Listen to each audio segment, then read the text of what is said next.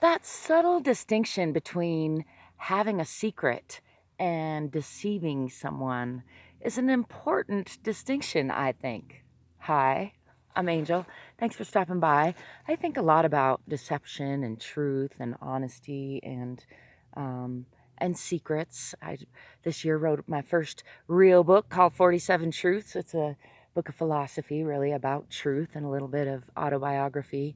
And so I really last year, read everything I could get my hands on about what people think about truth and talked to everybody I know about truth and wrote everything I could think about truth.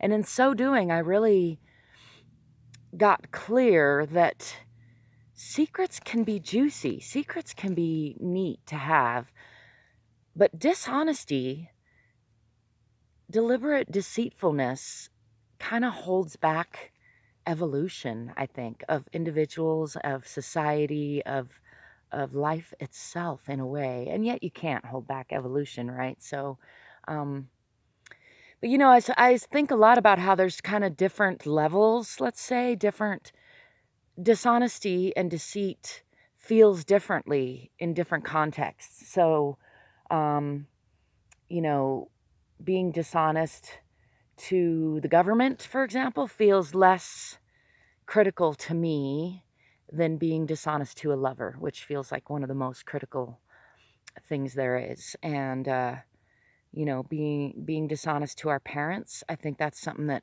a lot of kids go through, or hopefully they grow out of it early in life. But I think the majority of children probably try out lying to their parents at least one time. And some of us, I was one of those that kind of got in a bad habit of lying for a period of time. Thankfully, I grew out of that pretty early, learned my lesson when I was probably about 13, I guess. I was in trouble with the law and, lying to protect myself and others, it felt like. And that's the most common reason that we use, justification that we use for deliberately deceiving or lying. Um, but then there's having a secret where nobody knows about the secret, and that can be really special feeling when like having a surprise party for somebody, for example.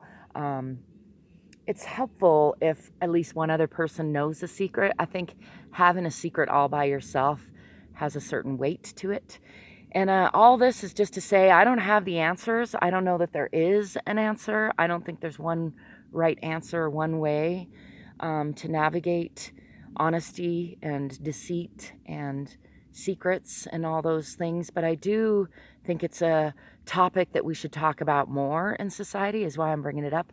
And I welcome your comments if you have any thoughts, anything you've learned, any questions, anything that you wonder about honesty, about truth, about deceitfulness, about secrets. All of those are subtly different words. They have a little bit different vibration. Like I mentioned, secrecy can be deceitful, but it can also be special. And deceitfulness can be dishonest, but it can actually still you can be dishonest, or you can be deceitful rather, without being dishonest or actually lying.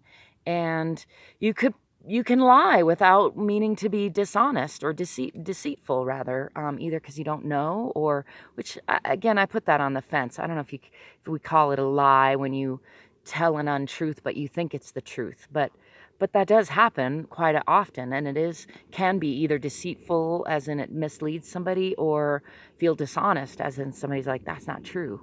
And again, those are examples of how those words have subtly but distinctly different vibrations to them. And of course, context always matters most. And yeah, I welcome your commentary, your discussion, your dialogue on this topic. It's an important subject. I think we all would do better to think a little more about and maybe talk about more sometimes.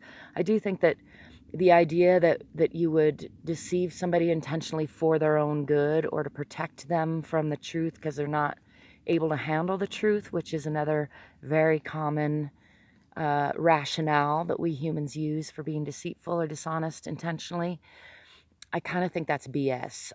I understand it, and I can't say I've never done it myself, but I think ultimately it's just kind of a selfish cop-out, and even when the truth is really painful, that's how we grow. Like, we ideally, you have the truth to work with, and even if it's awful truth, at least you have the truth, and then you can make, sound decisions based on that truth, however you want to navigate it. But when you don't have the truth, when somebody's deliberately deceiving you or holding the truth back from you, every decision you make is misinformed, so it really does seem like it holds you back from your real evolution. And you can often, I think, intuitively, we know when we're being deceived or when something's not quite right. Most of the time, your heart will tell you, your vibration, your cells kind of know when something's misaligned or a little off.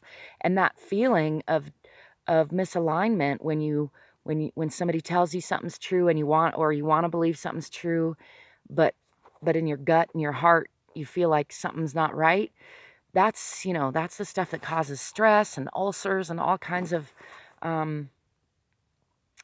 stagnation in relationships. I keep coming back to that. I really do think that dishonesty interferes with the progress of our individual and societal evolution, baby.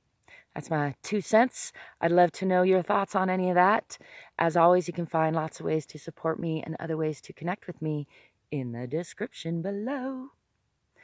And until next time, I wish you love, lightheartedness, laughter, peaceful conflict resolution, amazing adventures, honest relationships, healthy communication. Ciao for now.